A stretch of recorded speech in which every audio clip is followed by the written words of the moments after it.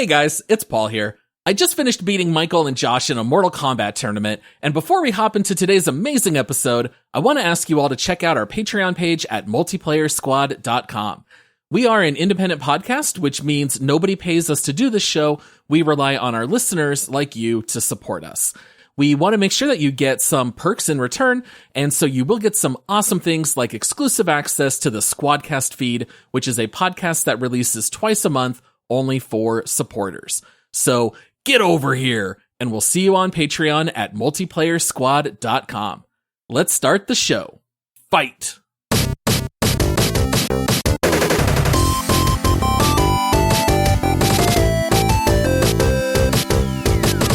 Hello, squad mates! Welcome to the Multiplayer Gaming Podcast.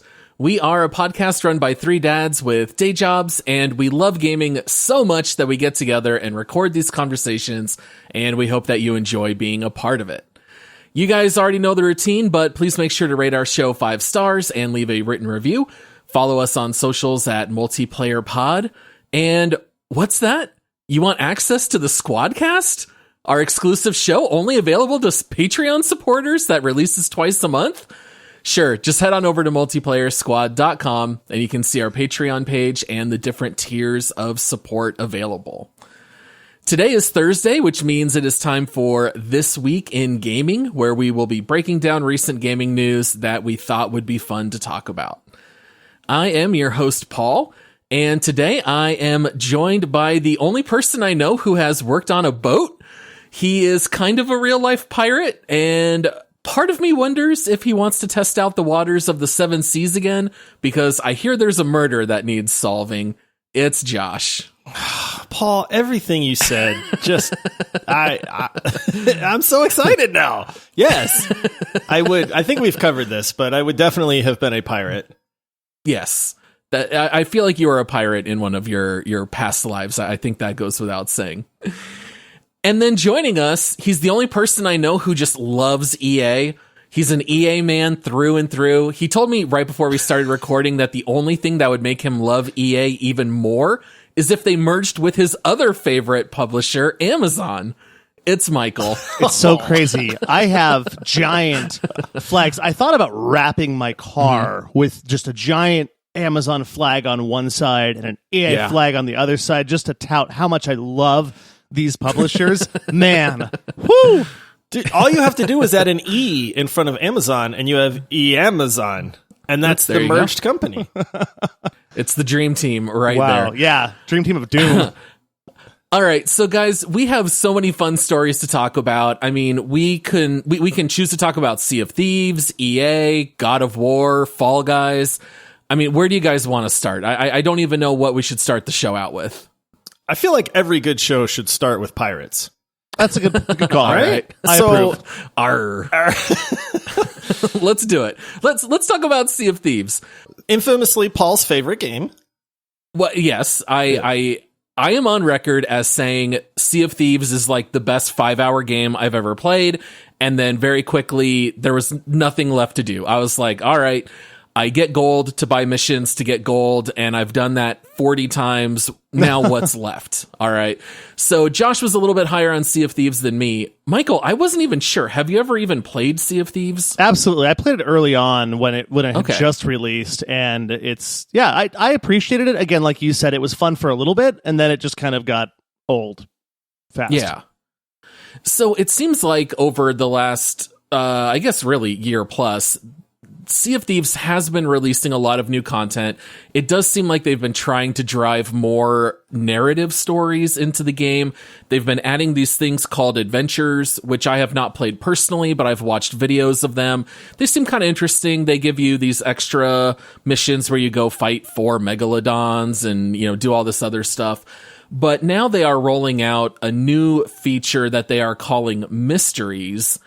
And we got a chance to see a developer update where they talked a little bit about Mysteries, got to find out a little bit more about these.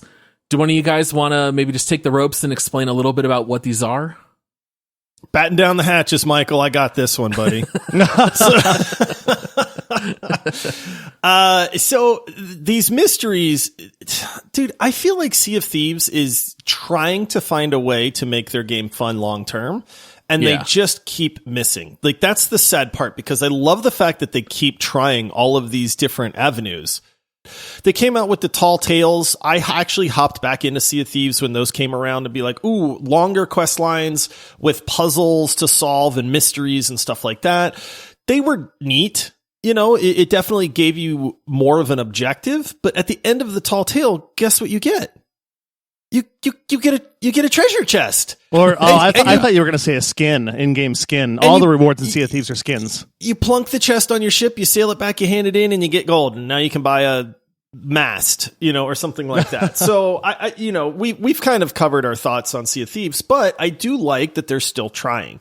And so what they've rolled out with now are these mysteries, which they are claiming are going to be very difficult to solve and will actually involve the community as a whole. So this is not just you as a player goes out on this quest, finds these clues, solves this puzzle, gets a chest, and that's it. They're saying that the community will actually need to come together, almost like those, I think we call them, are they AR games? Where there might be a game coming out and they forward you to a website, and then you have to scour the website for a clue.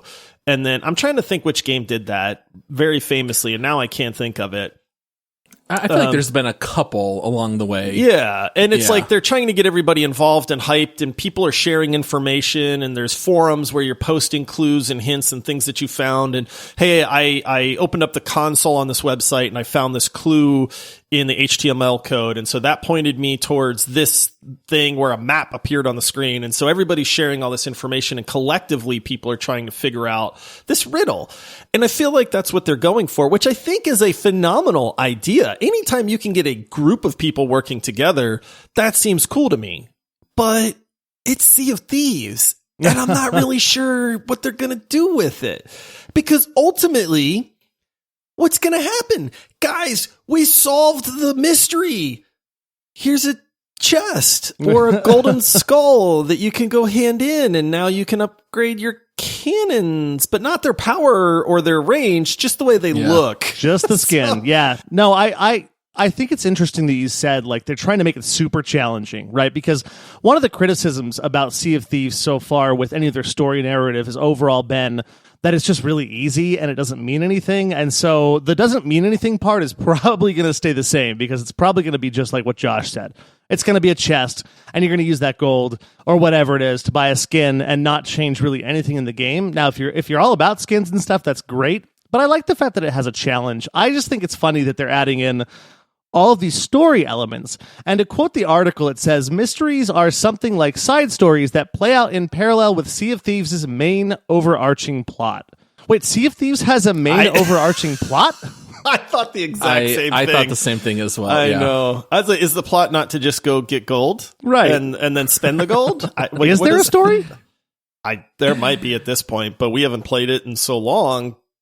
I'm sure they have a story, because they've done the Tall Tales. They've got the adventures. They introduced the Megalodon. They nerfed PvP. I don't know where they're going with this game. And the sad part about it is there's a basis that could be great. They nailed something. Maybe it's just the water. Maybe I love just sailing on the boat going nowhere. I don't know. I find that relaxing, but there's something about Sea of Thieves that just works. And there's so much about it that just misses the mark, man. So here's the thing. I don't want to be just the person that bashes Sea of Thieves for no reason. All right. When I started reading this article, which the one we're referencing to was from Eurogamer, and I started getting excited because they're talking about like solving a murder, and I love good detective stories. I love the idea of like chasing a serial killer or something like that. And honestly, since Sea of Thieves really struggles with the reward system, to me, it kind of makes perfect sense. The reward could be solving the mystery, right? Give me a really good, complicated story, and maybe there's a big reveal of who the killer was, and then you can resolve it. And I started getting excited in reading the article, and then I watched the developer update, and I am so sorry to say, I gave the world's biggest eye roll when they started saying, you're going to have to follow our social media posts for clues and watch our developer updates. There could be clues even right now behind me. And it just seemed so desperate and so cheesy to just drag in involvement in social media that I just felt very manipulated. It felt to me like rather than trying to give me good content that's going to draw me in, it just kind of felt desperate. I don't know if I'm the only one who kind of felt that way, but it just overall seemed too gimmicky. And then I was kind of like, well, if I hear good things, I'm willing to try it out again, but I don't like the idea of having to scour social media posts. Just let me play Sea of Thieves, the game. That's what I want to do. Well, and it feels cheap to me, too. Like, we can't put all this stuff in the game and launch it, so we're going to send you to something we coded in HTML very quickly and easily and pointed you towards our social media pages or whatever it is to go look for clues there. But I don't know. One of the issues I have with it is more of just the overall narrative again with, okay, so we're pirates, right? Sea of Thieves is a pirate game, right? Put yourselves in pirates' shoes. A murder mystery. Oh my goodness, a pirate's never seen a murder before, right?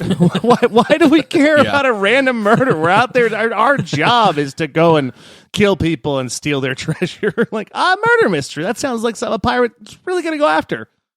Yeah, it's a good point. Especially because you're constantly PvPing and fighting other pirates. It's a little silly. Just add progression to your game. Right, that's it. That's all you need to do. Give me a skill tree. Give me something. That is all you need to do. Give me cannons that do 10 more damage and have 5 meters more range, and I'll have something to work for that I actually care about. Like, it could be insignificant at that point, but that's, like, just do it. Quit coming up with all these other ideas, man. Yep, totally with you. All right, so Sea of Thieves, I think that kind of wraps things up in that regard. For the second story, I feel like we should at least cover the EA news since I already referenced it earlier in the podcast. Right. So this is one of my favorite stories this week. EA is reportedly pursuing acquisition and merger opportunities with a number of different potential suitors. And when I saw that, I was a little surprised because EA is already enormous. They own so many great IPs. And it seems like because of the Microsoft Activision deal, EA has been approaching other companies, including Apple, Disney, NBC Universal. And what truly would be my favorite pairing of all time is EA and Amazon. Can you guys imagine EA and Amazon combining their powers? Dude, this is like crossing the streams in Ghostbusters. This is like saying Candyman in a mirror 5 times. I mean, I can't imagine the fallout that would happen if EA and Amazon somehow merged. Number one, I don't think they'd ever make a quality game ever. Boy, would they hype them, but I'm not one to boycott like most, like distributors and stuff like that. But it seems like a bad idea. What I think is funny is what you mentioned. EA is huge. I don't know what EA's net worth is, but it's got to be in the billions range. And when you go, hey, we think we want to shop our company around, who out there can afford to buy us? There's like 4, maybe 5 like potential people. And it's like, well, we could try Amazon. Well, what about Apple? Your choices are really limited in that regard. Well, and it's funny, too, because one of EA's sticking points on this is they, according to the articles I've read, is they really want their current CEO to be the head of this new combined company. It's like, isn't that like having the blind to lead the blind? Like, you've got a guy who has run a company so poorly. I mean, maybe not. They're a cash cow or whatever, but here's what I think. Here's my take that would make this more fun. Why don't I think that EA and Amazon, if they're sitting in a negotiation room, right, they're in the boardroom and they're sitting there, there's always these big tables, at least that's how I picture it, right? And I think they should be subject to the same thing they subject us as gamers to. So, for instance, what they do is they take all of their different negotiation needs, like one of them be, hey, the current CEO is the CEO of the new company, and we put that in a box, right? And we put 50 of those boxes on the table. We call them loot boxes. And then what happens is Amazon opens a loot box, and they either get or they don't get what they want. And if they want to, they can offer more shares to open another loot box, and maybe they'll get the negotiation term they want on the next loot box. I could not be happier. I was literally going to make the exact same joke, except I was going to say that they're going to sell off their different gaming series through loot boxes. Yeah. So it would be like, reach your hand in the box and maybe you'll get Dragon Age 4, or maybe you're going to get Wing Commander from 1990, but there's no way to know. You're going to pay us $100 million and you get one loot box, and let's see what you get. That's it. That's great. It's brilliant. And then they're subject to the same thing they're subjecting gamers to. It's called irony, and it's great. Oh man, I mean, how many times are we going to get burned by Amazon games or by EA games? Like, you kind of have to reach back kind of far to remember the last time you were wowed by either, or in the case of Amazon, it's never. Ever? Yeah. You could argue Lost Ark, but they didn't make Lost Ark. All they did was publish it in the States. So and by all accounts, they've kind of ruined the first expansion or DLC for Lost Ark anyway. So it's weird to me that EA is shopping around. It's weird to me that they want to keep their CEO. I would think that the whole point of shopping EA around would be to try to sell it to lose your bad reputation. Like, if you're the bad kid at school and nobody likes you, and you get the chance to move to a different school, you might take that chance so that you can be like, hey, I'm going to turn over a new leaf. I'm going to change my reputation. Nobody will know me, and so maybe people will like me. Yeah. So it's like, if that's what EA is trying to do, that at least makes sense to me. But if you're keeping the same CEO, like, what are you doing at this point? Well, it's a real shame because EA has been this very big fish in a pond, just eating the smaller fish, right? Like, we've lost these other developers like Maxis or Westwood and these other really high reputation studios that have just been enfolded inside EA. And now that they've eaten all of these small fish, they just want to sell it all off, I guess, is just the thought process. Get a big cash out, nice big payday. And if you can have your cake and eat it too and stay CEO, I get it. But I just can't imagine EA merging with Amazon. It seems like a match made in heaven, except for the fact that I don't want to lose some of my most favorite gaming series like Dragon Age to something like Amazon. Yeah. Oh goodness. Yeah. Well, and it's also interesting because, there's a lot of rumors on who might be at the table to throw their hat in for a possible deal. And they talked about how NBC Universal had progressed pretty far, and it fell apart because of the proposed structure and price. And I can't help but think that maybe NBC's like, we're not taking your CEO and making him in charge of our money. That's not going to be a thing. However, Apple kind of intrigues me because I really don't see them a lot in that kind of gaming space. And so that could be interesting because Apple's relatively intelligent when it comes to what they do with their money. So that might be interesting, but I don't think Apple's going to want to go near this, to be honest with you. Dragon Age 5 exclusive to iOS. Oh, mobile. My goodness, please no. Please don't say that, Paul. What, do you guys don't have phones? Edit that out. Yeah. Edit that out that you even said that. Let's strike it from the record. Yeah. Oh, goodness. All right. Let's move on to our next story here. So there's nothing like a good mod for a game, right? We've covered a couple of these in the past. One of the joys of PC gaming, man. That's right. Yes, arguably the best part of PC gaming, customization, modding, all that stuff. God of War 2018. All three of us, I believe, love that game. And here in this case, there is a mod that has been released by Omega Fantasy, and they've done this with other games before, but it replaces all of the main characters from God of War with characters from The Simpsons. And if it just did that, like if it just replaced Kratos with Homer and Atreus with Bart, that would already be funny enough. But they actually re-recorded all new dialogue, seemingly for, I don't know how much of the game. I legitimately watched 20 minutes of gameplay, and they completely rewrite all the lines.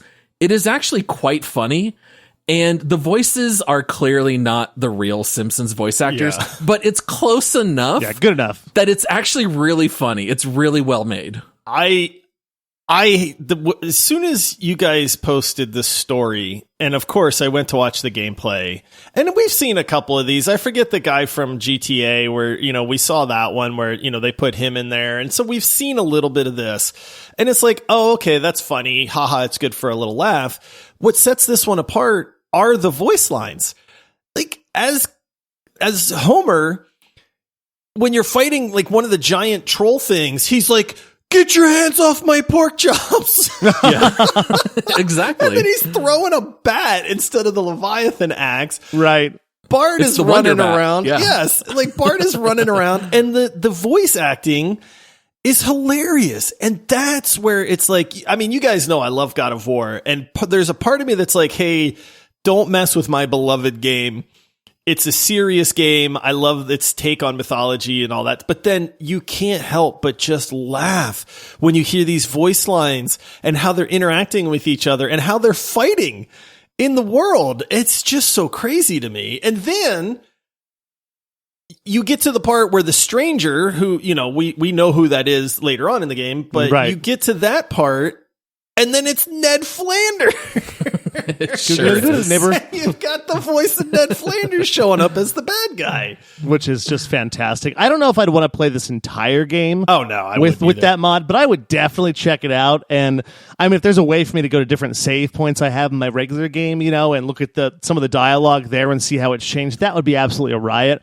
But it's just interesting to me. It's what a clever way to do a mod and just make it, like, again, a serious game. It's an emotional game, right? You get very tied into the story, the characters, and we're just going to throw all that out the window and just make it ridiculous. But it's interesting too because they used existing character models from 2003 Simpsons The Hit and Run game, which I thought was a smart way for them to not have to put a ton of effort into creating all these new things for it and just use existing, kind of content, or not content, but character models like and stuff. Existing assets. But then focus on the funny things like the dialogue and just having Homer cutting down a tree with a baseball bat, which I just have to see it.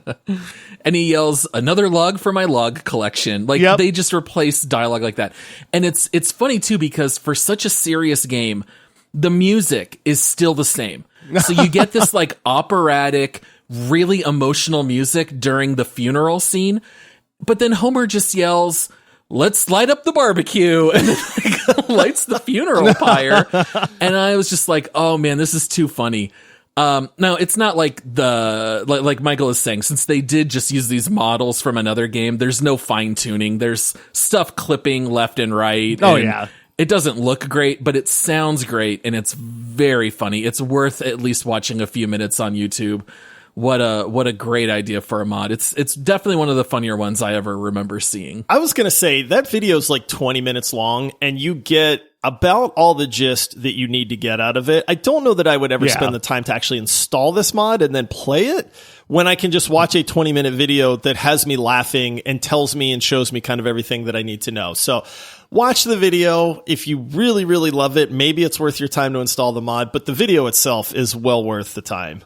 I think if I was a Twitch streamer, then I'd probably consider like throwing it on there and playing it for my fan base and my viewers. But other than that, I won't be installing it. The video gave me enough. But still, kudos to the originality, and it's fantastic. What a great and ridiculous idea. And again, thank you to the modding community. Always, y'all always surprise me. I don't know if we have people who are modders that listen to this. I hope we do, but keep doing what you do, because you make my life so much better. Oh, absolutely. All right, and then to wrap up today's show, we've got one last story here. Let's talk a little bit about Fall Guys. Now, we haven't brought up Fall Guys in a very long time. Josh and I did do a deep dive. Neither of us was really a fan. I think we were interested in the game and the concept.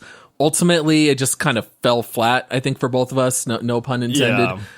Nice. I didn't even know about this one either, Michael. Did you ever play Fall Guys? Sure didn't. Okay. Did not. Well, hey, if you want to, coming on June 21st, it's actually going free to play. So they are kind of following like the Rocket League model, where it was a relatively low cost. I think it was a $20 game. Yeah, it maybe wasn't 30. expensive. Yeah. 20 or 30. Yeah.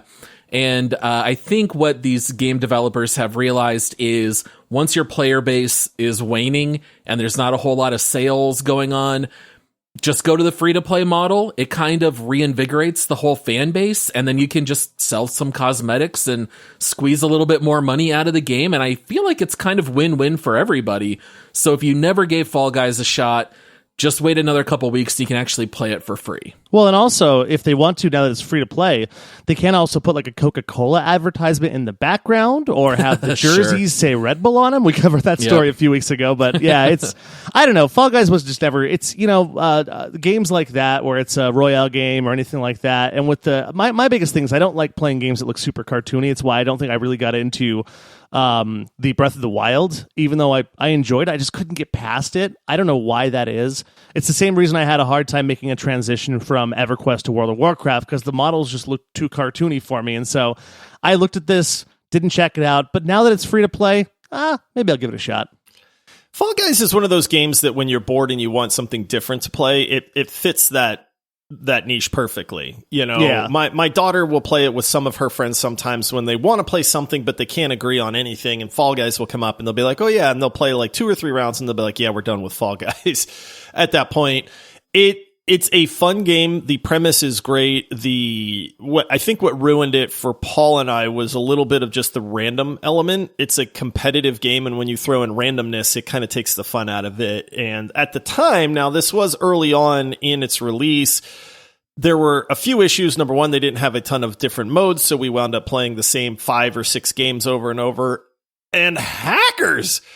Man, really? Yeah. The hackers surprisingly in Fall Guys was ridiculous, dude. Like, I don't know if they've gotten a handle on that, because like I said, I don't think I've played Fall Guys once since we did the deep dive on it.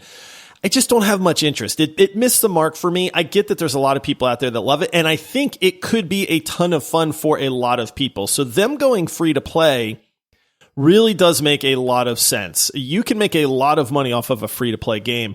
The only flack that they're getting for this move is that when Fall Guys released, the developers promised that it would always be available on Steam. They said, hey, Steam's going to be the platform. You'll always be able to buy it on Steam and play it on Steam.